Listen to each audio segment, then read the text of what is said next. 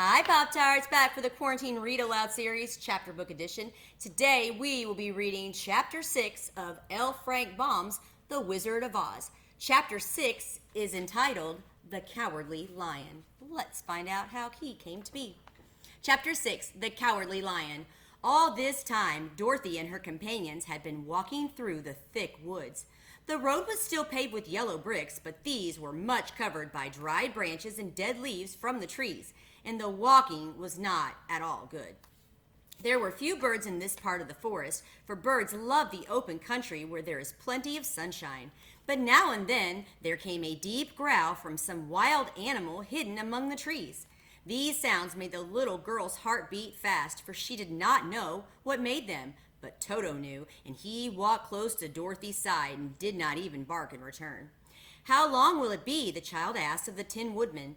"Before we are out of the forest, I cannot tell," was the answer, "for I have never been to the Emerald City. But my father went there once when I was a boy, and he said it was a long journey through a dangerous country. Although nearer to the city where Oz dwells, the country is beautiful. But I am not afraid so long as I have my oil can, and nothing can hurt the Scarecrow, while you bear upon your forehead the mark of the Good Witch's kiss, and that will protect you from harm."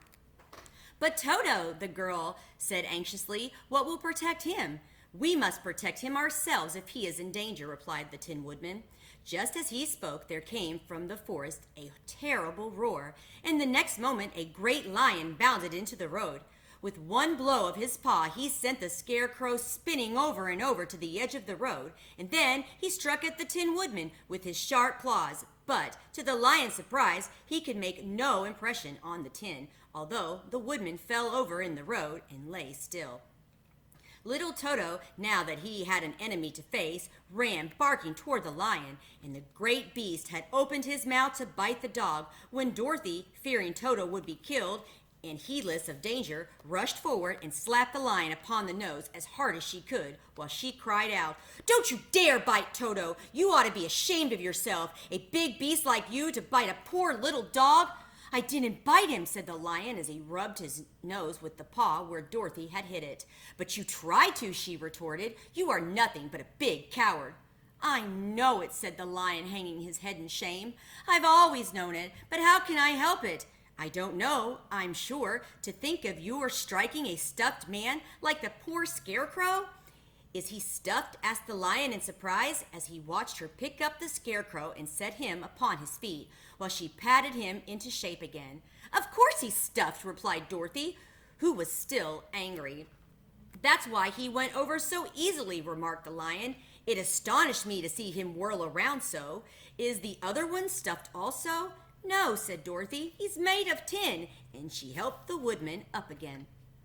"That's why he nearly blunted my claws," said the lion. "When they scratched against the tin, it made a cold shiver run down my back." "What is that little animal you are so tender of?" "He is my dog, Toto," answered Dorothy. "Is he made of tin or stuffed?" asked the lion. "Neither. He's a meat dog," said the little girl. "Oh, he's a curious animal and seems remarkably small, now that I look at him. No one would think of biting such a little thing except a coward like me," continued the lion sadly. "What makes you a coward?" asked Dorothy, looking at the beast in wonder, for he was as big as a small horse. "It's a mystery," replied the lion. "I suppose I was born that way. All the other animals in the forest naturally expect me to be brave, for the lion is everywhere thought to be the king of beasts. I learned that if I roared very loudly, every living thing was frightened and got out of my way. Whenever I've met a man, I've been awfully scared, but I just roared at him, and he has always run away as fast as he could. If the elephants and the tigers and the bears had ever tried to fight me, I should have run myself. I'm such a coward. But just as soon as they hear me roar, they all try to get away from me, and of course, I let them go." "But that isn't right. The king of beasts shouldn't be a coward," said the Scarecrow. "I know it," returned the lion, wiping a tear from his eye with the tip of his paw. "It is my great sorrow, and makes my life very unhappy. But whenever there is danger, my heart begins to beat fast. "Perhaps you have a heart disease," said the Tin Woodman. "It may be," said the Lion. "If you have," continued the Tin Woodman, "you ought to be glad, for it proves you have a heart. For my part, I have no heart, so I cannot have heart disease." "Perhaps," said the Lion thoughtfully, "if I had no heart, I should not be a coward." "Have you brains?" asked the Scarecrow. "I suppose so. I've never looked to see," replied the Lion. "I'm going to the Great Oz to ask him to give me some," remarked the Scarecrow, "for my head is stuffed with straw." "And I'm going to ask him to give me a heart," said the Woodman. "And I'm going to ask him to send Toto and me back to Kansas," added Dorothy. "Do you think Oz could give me courage?" asked the Lion, cowardly. Or just as easily as he could give me brains," said the Scarecrow. "Or give me a heart," said the Tin Woodman. "Or send me back to Kansas," said Dorothy. "Then if you don't mind, I'll go with you," said the Lion, "for my life is simply unbearable without a bit of courage." "You will be very welcome," answered Dorothy, "for you will help keep away the other wild beasts. It seems to me they must be more cowardly than you if they allow you to scare them so easily." "They really are," said the Lion, "but that doesn't make me any braver, and as long as I know myself to be a coward, I shall be unhappy." So once more the little company set off upon the journey, the Lion walking with stately strides at Dorothy's side. Toto did not approve of this new comrade at first, for he could not forget how nearly he had been crushed between the Lion's great jaws. But after a time he became more at ease, and presently Toto and the Cowardly Lion had grown to be good friends.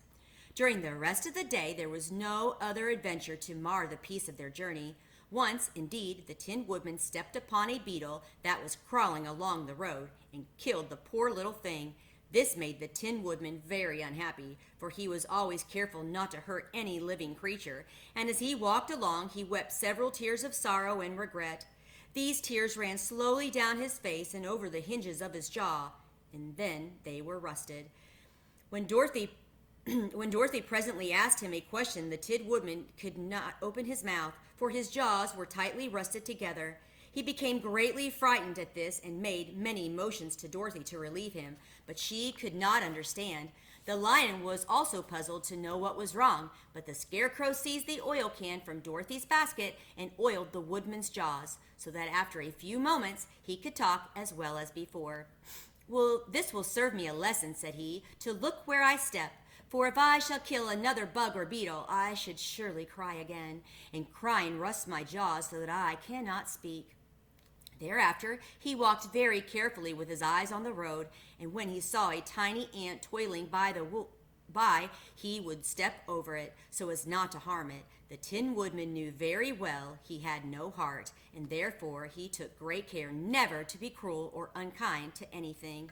"You people with hearts," he said, "have something to guide you, and need never do wrong. But I have no heart, and so I must be very careful. When Oz gives me a heart, of course, I needn't mind so much." And that is the end of Chapter 6. We'll see you back next time for Chapter 7. Have a great day.